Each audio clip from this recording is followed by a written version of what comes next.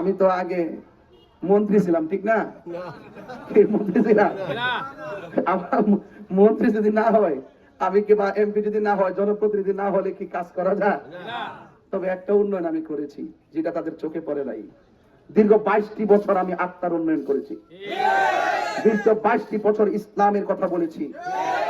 দীর্ঘ 22টি বছর আপনাদেরকে নিয়ে আমি ধারে ধারে রাত্রে নিশীথে দিনে রাইতে আমি আপনাদেরকে ধর্মীয় চেতনা, ধর্মীয় মূল্যবোধ জাগিয়ে তোলার চেষ্টা করেছি।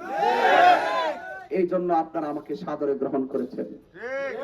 একটা মানুষের ধর্মীয় চেতনা যদি ঠিক থাকে, ধর্মীয় আদর্শ যদি ঠিক থাকে, ধর্মীয় মূল্যবোধ যদি ঠিক থাকে, অন্তত পক্ষে আমি বিশ্বাস করি সে কখনো দুর্নীতিবাজ হবে না, সে কখনো চাঁদাবাজ হবে না, সে কখনো টেন্ডারবাজ হবে না, সে কখনো রাষ্ট্রের বাজেটের সম্পদ দুই পকেটে ভরিয়ে জনগণের সঙ্গে প্রতারণা করবে না। কথা বলেন ঠিক কিনা?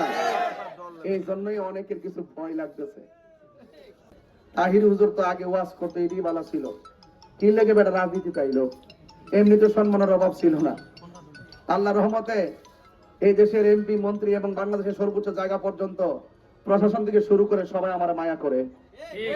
মায়া করে আমার জোরের কারণে না, মায়া করে আমার আদর্শের কারণে। আমি মানুষকে ভালোবাসি নিঃস্বার্থে, মানুষ আমাকে ভালোবাসে নিঃস্বার্থে। তার বাস্তব প্রমাণ বুঝবেন আমার সাথে যারা চলে তাদেরকে দেখলে। তারা 1 টাকা নেওয়ার জন্য পাগল না, তারা সুন্নিয়তের জন্য পাগল, তারা নবীর আদর্শ বাস্তবায়ন করার জন্য পাগল। তো যারা বলেছেন আমি কেন রাজনীতিতে আসলাম, ওয়াজ মাহফিলে ভালো ছিল, আমার 12 তারিখে নির্বাচন, 13 তারিখ থেকে 2028 সাল পর্যন্ত মাহফিল লেখা আছে। কথা বুঝতেছেন ব্যাপারটা? মানে 12 তারিখ নির্বাচন, 13 তারিখ থেকে আমার 2028 সাল পর্যন্ত মাহফিল লেখা আছে। তো সুতরাং আমি সেলফি তোলা কিংবা আপনাদের সামনে এসে ওই রকম কেউ আমাকে বাহাবা দিবে এটার জন্য আসি নাই। আসছি কেন সেটা বলতেছি শুনেন। আসছি এই জন্য, গত 2 বছর আপনারা দেখছেন 90টা মাজার ভাঙছে। 90টা মাজার যে ভাঙছে, বিচার কি আপনারা পাইছেন? মাজার কি দিনে ভাঙছে না রাইতে ভাঙছে? আসামিগুলো কি প্রকাশ না অপ্রকাশ? তো প্রকাশ থাকার পরও যে সমস্ত মানুষগুলো মাজার ভাঙছে তাদের বিচার কি আমরা পাইছি? আসসালামু আলাইকুম ওয়া রাহমাতুল্লাহি ওয়া বারাকাতুহু।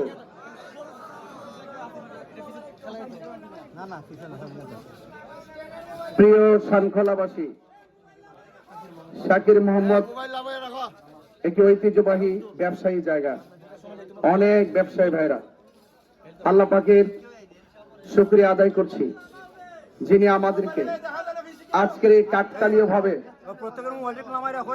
কাকতালীয় ভাবে শাকির মোহাম্মদ বাজার ব্যবসায়ীদের দোয়া নেওয়ার জন্য এসে এখানে এশারের নামাজ আদায় করেছি। আমরা স্টেজ করি নাই, কোন ধরনের লাইটিং এর ব্যবস্থা করি নাই। আমরা এভাবেই আজকে প্রায় 12-13টি প্রোগ্রাম কমপ্লিট করে এখানে উপস্থিত হয়েছি। এখান থেকে আরো 3টি জায়গায় আমরা যাব ইনশাআল্লাহ। আসন্ন ত্রয়োদশ জাতীয় সংসদ নির্বাচনে হবিগঞ্জ 4, চুনারঘাট মাধবপুর চুনারঘাট বৃহত্তর সুন্নি জোট সমর্থিত বাংলাদেশ ইসলামী ফ্রন্ট মনোনীত মোমবাতি প্রতীকে মনোনয়ন দেওয়ায় নির্বাচন কমিশন কর্তৃক বৈধতা এবং প্রতীক বরাদ্দ পেয়ে আজ আমি আপনাদের সামনে মোমবাতি প্রতীকে ভোট চাইতে এসেছি। আমার ভাইয়েরা, আমাকে আপনারা চিনছেন? আমি আপনাদের তাহিরি হুজুর। যে তাহিরি হুজুরকে আপনারা মহব্বত করে দাওয়াত করতেন, 1 বছর আগে দাওয়াত করতেন, পোস্টার করতেন, প্যান্ডেল করতেন, সুন্দর চেয়ারের ব্যবস্থা করতেন। আমি আসতাম, হাজার হাজার মানুষ আমার ওয়াজ শুনতো। সেই তাহিরি হুজুর আজকে আমি আপনাদের হুজুর, আপনাদের সন্তান, রক্ত এবং আত্মা। এই আত্মার সম্পর্ক রক্তের সম্পর্ক। এই সম্পর্কগুলো খুব কঠিন। আমার জন্মসূত্রে আমার রক্তের সম্পর্কের বাঁধন, আর আপনাদের সাথে আমার আত্মার বাঁধন। আত্মার বন্ধন যদি সঠিক থাকে, আত্মার সম্পর্ক যদি ঠিক থাকে, পৃথিবীর কোনো বাধা এই জায়গাকে বিচ্ছিন্ন করতে পারে না। আমার ভাইয়েরা, আজকে বেশি নোটিশ দিয়ে নয়, হালকা। 3 রাস্তা ব্লক হয়ে আছে, মানুষ দাঁড়িয়ে আছেন আপনারা। আমি আপনাদেরকে অনুরোধ করব, আমি কেন নির্বাচনে এসেছি ছোট করে একটু ব্যাখ্যা করি, আমার বক্তব্য শেষ করে দিব। আমাকে মাধবপুর চুনারগড়বাসী অনেক আগ্রহের সাথে কেন্দ্রের কাছে প্রস্তাব করেছেন। কেন্দ্র যাচাই বাছাই করে সারা দেশব্যাপী যে আসনগুলো বরাদ্দ করেছেন, সেই জায়গায় আমাকে চুনারগড় মাধবপুরে পাঠিয়েছেন। কথা কি সঠিক? প্রথম যখন আমি এসেছি তখন অনেক মানুষ কিছু বক্তব্য দিয়েছে। ওনার বাড়ি হলো ব্রাহ্মণবাড়িয়া, উনি কিসের জন্য সোনারঘাট আইলো? এরা সংবিধান জানে না, সংবিধান সম্পর্কে যারা অনভিজ্ঞ তারা এই কথাগুলো প্রথম বলছে।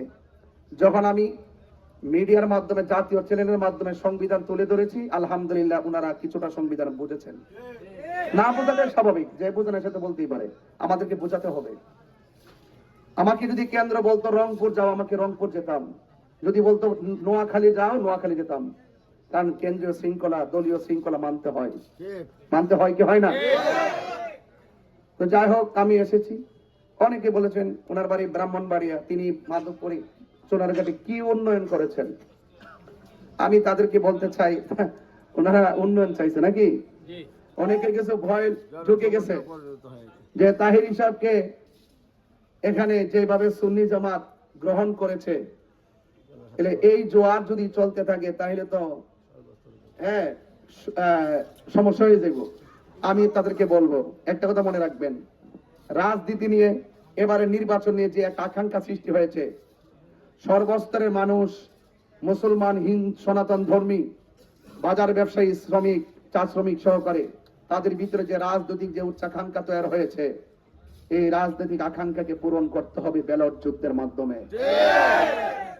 যদি কেউ আধিপত্যবাদের চেষ্টা করে, যদি কেউ কোন ধরনের সমর্থন, কেউ কাহারও সমর্থনকারীকে হুমকি দেয়, মামলার হুমকি দেয়, তাহলে সেই রাজনৈতিক রুট ম্যাপ ব্যাহত ঘটবে। সেদিন আমি আশা করব আপনি আপনার প্রচার করতে থাকুন, আমি আমার প্রচার করতে থাকি। কে পাস হবে, কে ফেল হবে, পরিকল্পনা আল্লাহ করে রেখেছেন। তো সেখানে জোরাজুরির কোনো বিষয় না। ভোট একটি পবিত্র আমানত, এই আমানতটা আপনারা সঠিকভাবে সঠিক জায়গায় প্রয়োগ করবেন, এটার নামই রাজনীতি। আমরা দেখেছি এই সমাজের ভিতরে অনেক ধরনের সমস্যা। 1 নম্বর সমস্যা হলো, যেই দল ক্ষমতায় আসে সেই দল মনে করে যে আমাকে যারা ভোট দিয়েছেন তারা আমার, যারা ভোট দেয় নাই তারা এই দেশের কেউ না, তাদেরকে মামলা দিতে হবে, হামলা করতে হবে, ঘরে ঘুমাইতে দেওয়া যাবে না। 53 বছর পর্যন্ত এইরকম সংস্কৃতি রাজনীতিতে চলে আসছে।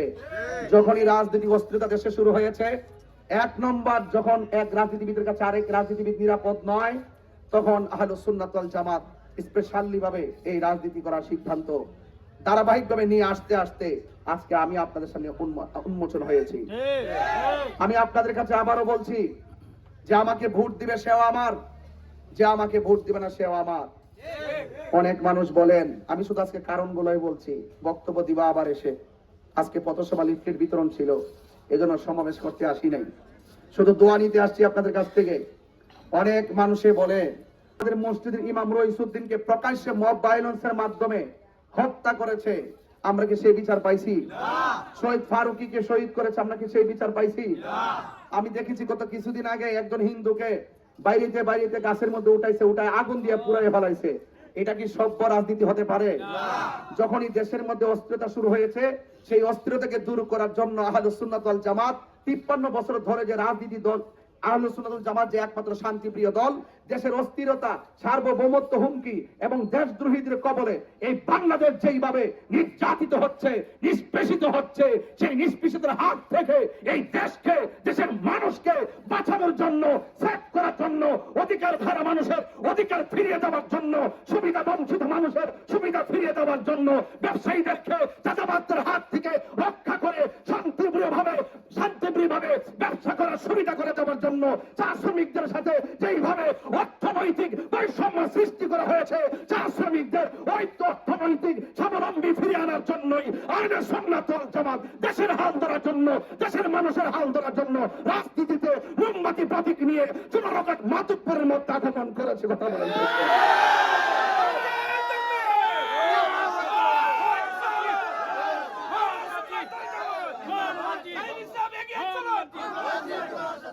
আমার ভাইয়েরা, বক্তব্য দেওয়ার সময় নয়। আপনারা কি আমার উদ্দেশ্য বুঝতে পেরেছেন? উদ্দেশ্য বুঝতে পেরেছেন? আমার সুন্নি ভাইরা, ভাই আপনারা না আমার অনেক মহব্বত করেন। আমি না আপনাদেরকে নিয়ে ওয়াজ করলে, মার ওয়াজ করলে আপনার চোখের পানি ফেলায় কান্দেন।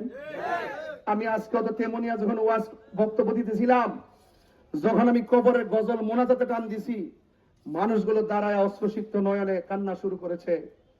আমি তো আপনাদের সন্তান, আমি পরীক্ষিত সন্তান। একটা কথা মনে রাখবেন, আপনারা আমার ওয়াজ মাটিতে বসে বসে, পাশে বসে বসে ওয়াজ শুনেছেন। সুন্নি জামাতের ভাইদেরকে বলবো, ভুল করবেন না, এই ভুল করা যাবে না। বিগত দিনে আমাদের ভোট নিয়েই কিন্তু অনেক এমপি মন্ত্রী হয়েছে, কথা বলেন ঠিক কিনা বলেন? কিন্তু সুন্নিদের পক্ষে একটা কথা সংসদে কেউ বলে না। আমরা বারবার এই সোনারগঞ্জ মাধবপুরে 90% সুন্নিদের ভোট নিয়ে এমপি মন্ত্রী হয়, কিন্তু দেখা যায় সুন্নিদের সঙ্গে বৈষম্য সৃষ্টি করা হয়। এখন সুন্নিরা সিদ্ধান্ত নিয়েছে রাজনীতি কিভাবে করতে হয় সেটা শিখিয়ে দেওয়ার জন্য। রাজনীতি মানে হলো প্রতিহিংসা নয়, রাজনীতি মানে হলো যারা আমাকে ভোট দিবে তারাও আমার, যারা আমাকে ভোট দিবে না তারাও আমার। যারা আমাকে ভোট দিয়েছে তারা যেমন শান্তিতে ঘরে ঘুমাবে, যারা ভোট দিবে না তারাও শান্তিতে ঘরে ঘুমাবে। রাজনীতি মানে হলো প্রতিহিংসা নয়। আমি তাৎক্ষণিক কণ্ঠে আবার বলতে চাই, আমরা সম্প্রীতি রাজনীতি করতে চাই, আমরা ঐক্যের রাজনীতি করতে চাই, আমরা সমৃদ্ধির রাজনীতি করতে চাই, আমরা মানবতার রাজনীতি করতে চাই। কথা বলেন ঠিক না বেঠে? যদি সিদ্ধান্ত নিতে ভুল করবেন তাইলে অনেক ক্ষতি হয়ে যাবে। যদি সিদ্ধান্ত নিতে ভুল করেন অনেক ক্ষতি হয়ে যাবে। এবার বিগত দিনে বহুত ভোট দিয়েছেন আমাদের সুন্নিয়তের প্রার্থী, এইভাবে জোট ভিত্তিক সিদ্ধান্ত ছিল না। এখন সব সুন্নি বাংলাদেশে এক, সোনারঘাট এবং সব সুন্নি যখন এক হয়েছে, আহলে সুন্নাত ওয়াল জামাতের সাংগঠনিক সচিব আমাকে বানাইছে। ঐক্যের জন্য আমি অনেক কাজ করেছি। আমি আশা করব আমাদের মাধবপুর সোনারঘাটে কোনো দুই থাকবে না, সব এক থাকবেন, সব এক থাকবেন এবং ঐক্যবদ্ধভাবে এবার মোমবাতি মার্কায় ভোট দিবেন ইনশাআল্লাহ। আমরা ক্ষমতায় আসলে যদি আল্লাহ কবুল করেন, আপনার দুয়ার সমর্থনের মাধ্যমে মুসলমান মসজিদে যাবে, হিন্দু মন্দিরে যাবে, বৌদ্ধ পেগোডায় যাবে, খ্রিস্টান গির্জায় যাবে, যার যার ধর্ম স্বাধীনভাবে পালন করবে এবং প্রত্যেকটা মানুষ ইনসাফ ভিত্তিক কথা বলবে। ইনসাফের রাজনীতি করার জন্য আমি দায়িত্বহীন ভাবে বুঝাইয়ে দিতে চাই যে অন্তত পক্ষে রাজনীতি করতে হলে প্রতিহিংসা করা যাবে না। আমার জানের যেমন মূল্য আরেকজনের জানের তেমন মূল্য, সেই মূল্যবোধ অন্তরে জাগিয়ে তুলতে হবে। আর এটা কেবল ধর্মীয় মূল্যবোধের মাধ্যমেই সম্ভব। কথা বলেন ঠিক না বেঠে? অনেকে কয় না, অনেকে বলে না শেষ কালাম বলছি, মানুষ কষ্ট পাচ্ছে। লাস্টের কথা বলছি, আমি আপনাদের কাছে কথা দিয়ে যাচ্ছি। অনেক জায়গায় গেলে হুজুর আমারে কয়, হুজুর রাস্তাটা দেখছেন কিনা? আমি বলেছি আমি বড় বড় আশ্বাস দিব না, আমি শুধু একটা কথাই বলবো যে আপনারা যদি আমাকে নির্বাচিত করেন, আমি বড় বড় এই যে বক্তব্যের মাঠে আমার জীবনে আমি অনেক বক্তব্য শুনেছি। যারা নির্বাচন করতে আসে এমন ভাবে কথা বলে, দোয়াই তুলসী পাতা, চা শ্রমিকদের কাছে যায় বলে লন্ডন বানাই দিমু, এরপরে ব্যবসায়ীদেরকে বলে ঘুমাইবেন আরামে দরজা খুললে, মানে এমন ভাবে কিছু কথা বলে যে কথাগুলো শুনলে মনে হয় যেন আল্লাহর ওলি এসে বসে। এগুলো শুনতে শুনতে চা শ্রমিকরা নিয়মিত অস্থির হয়ে গেছে। আমি পরিষ্কার ভাষায় বলতে চাই, আশ্বাস বেশি দিব না। আমি তাহির হুজুর বলে দিয়ে গেলাম, আল্লাহ যদি আমাকে দয়া করে আপনাদের সমর্থন, আপনাদের মহামূল্যবান ভোটে যদি মোমবাতি মার্কায় প্রতীকে ভোট দেওয়ার পরে আল্লাহ যদি সোনারঘাট এবং এই মাধবপুরবাসীর জন্য আমাকে কবুল করে, আমি আবারও বলছি এমন কিছু কাজ করে দিয়ে যাব, এমন কাজ করব। আমার কাছে চাইতে হবে না, রাস্তা চাইতে হবে না, চা শ্রমিকদের সঙ্গে অর্থনীতি বৈষম্য করা হয়েছে, এইগুলোর জন্য আমাকে বলতে হবে না। আল্লাহ রহমতে আল্লাহ যদি আমাকে কবুল করে সোনারঘাট মাধবপুরবাসীর জন্য এমন কিছু করে দিয়ে যাব। আপনারা এই জন্য বলেন যে তাহির হুজুর ব্রাহ্মণবাড়িয়া থেকে আসছিল, এমন কাজ করে গেছে, আমাদের স্থানীয় এই কাজ করতে পারে না। আমার ভাইয়েরা, আপনারা আমার জন্য দোয়া করবেন। অনেক মানুষের গাড়ি ঘোড়া কষ্ট হয়েছে, আমি আন্তরিক দুঃখিত, আমাকে ক্ষমা করে দিবেন। অনেক ব্যবসায়ীরা ব্যবসা বন্ধ করে দিয়েছেন, আপনাদের কাছে আমি ক্ষমা চাই। আপনারা ব্যবসায় বিঘ্ন ঘটায় আমি আন্তরিকভাবে দুঃখিত। আপনারা সবাই ঐক্যবদ্ধভাবে শান্তির লক্ষ্যে সার্বভৌমত্ব সুরক্ষায় আপনারা মোমবাতি প্রতীকে ভোট দিবেন। বাড়িতে আমার মা বোন যারা আছেন, মা বোনদেরকে আমার সালাম দিবেন এবং আমার জন্য দোয়া করতে বলবেন। এবং আপনাদেরকে আরেকটা শেষ কালাম বলে শেষ করে দিব। আমি আসার পরও শুনেছি, আজকে যখন আমি গেলাম লালছানি গেলাম চা বাগানে, সেখানে যাওয়ার পর অনেকে বলছে, হুজুর কেমনে নির্বাচন করতাম, মোমবাতি পোস্টার লাগাইতে গেলে কয় খুল কি কর, এটা কি রাজনীতি? এটা কি রাজনীতি? এক। 2 নম্বর কয়, হুজুর মোমবাতির মিছিলে গেলে যখন সামনে দেখে আমরা আব্বা আম্মার কাছে যাই বিচার দে। আবার এটাও বলে কয় মামলা হইব, হামলা হইব এবং তোমরা সাবধান হয়ে যাও। মামলা কিন্তু তালিকা কইরা লাইছি 80 জন, মানে 80 জন তালিকা কইরা লাইছে, মানে জেল নিয়ে ডুহাই দিব। মোমবাতি কইলে এরকম নাকি হুমকি টুমকি দেয়। তা আমি বলেছি, যারা হুমকি দেয় মোবাইলের মাধ্যমে একটু কষ্ট করে রেকর্ড করে রাখবা, কে হুমকি দিয়েছে। যদি প্রকাশ্যে যদি কেউ এসে হুমকি দেয়, তারা ভিডিও করে রাখবা। আমি বিভাগীয় নির্বাচন কমিশনের মাধ্যমে, প্রশাসনের মাধ্যমে ইনশাল্লাহ যদি জনগণের আকাঙ্ক্ষার নির্বাচনের রুটম্যাপে কেউ ব্যাহত সৃষ্টি করে, আমি প্রশাসনের মাধ্যমে তার দাঁত ভাঙ্গা জবাব দিব ইনশাল্লাহ। আর এটা মনে করি না যে আমার সমর্থনকে একটা ধরে লয়ে গেলে আমি মনে আরামে ঘুমাইতে হব। আমি তাহিরের আপনার ভালো করে চিনেন, আমি যৌক্তিক দাবি আদায়ের লড়াইয়ে বিড়ালের বাচ্চা না, আমি বাঘের বাচ্চা। কথা বলেন ঠিক না বেঠে? একটা সমর্থনকারীকে রাস্তাঘাটে, দোকানপাটে কিংবা মোবাইলের মাধ্যমে কোন ধরনের হুমকি দামকি যদি দেওয়া হয়, তাহলে আমরা অবশ্যই বিভাগীয় নির্বাচনী কমিশনের মাধ্যমে তার দাঁত ভাঙ্গা জবাব দিব। এরপরে যদি আমাদের গায়ে পরে যদি কেউ যদি কোন জুলুম নির্যাতন করা যদি চেষ্টা করা হয়, এই চুনারুঘাট মাধবপুরের সুন্নি জনতা নয়, সারা বাংলাদেশের সুন্নি জনতা, শান্তিপ্রিয় জনতা, নির্বাচনকে নিয়ে যারা স্বপ্ন এঁকেছেন সকলকে নিয়ে তার আধিপত্যবাদের বিরুদ্ধে দাঁত ভাঙ্গা জবাব দেওয়া হবে ইনশাআল্লাহ। আপনার ভোট আপনি চান, আমি বাধা দিব না। আমার ভোট আমি চাই, বাধা দিয়েন না। মালিক লিখে রাখছেন কে পাস ফেল হবে, বুঝতে পেরেছেন? আসুন আপনি আমার, আমিও আপনার, মিলেমিশে রাজনীতি করি, প্রতিহিংসা বন্ধ করি। সবাই ভালো থাকুন, সুস্থ থাকুন। আসসালামু আলাইকুম ওয়া রাহমাতুল্লাহি ওয়া বারাকাতুহু।